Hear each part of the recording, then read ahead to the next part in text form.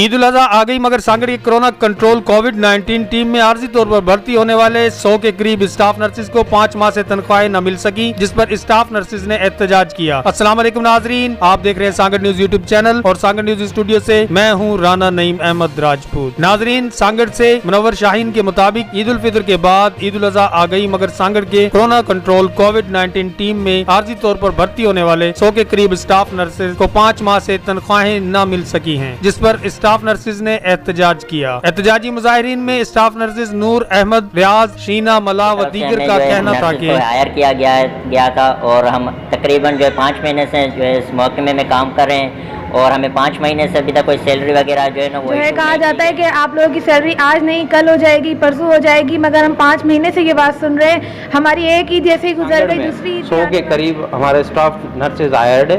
और उन्हों की सैलरीज अभी तक इशू नहीं हुई और बहुत ही हमारे प्रॉब्लम्स हो रहे हैं। हमने अच्छी जॉब छोड़ के यहाँ पर कोविड में काम किया है। स्टाफ नर्सिस का कहना था कि हमें खिदमात पेश करते हुए 5 माह हो गए, लेकिन हमें तनख्वाहें नहीं जारी की गई, जिसके बायस ईद उल फितर के बाद ईद उल अजहा भी आ गई, लेकिन तनख्वाहें जारी नहीं की गई, जिससे हमारे घरों में फाका कशी की सूरत हाल हो गई है। हमारा मुतालबा है कि हमें फौरी तनख्वाहें जारी की जाएं ताकि हम भी ईद मना सकें।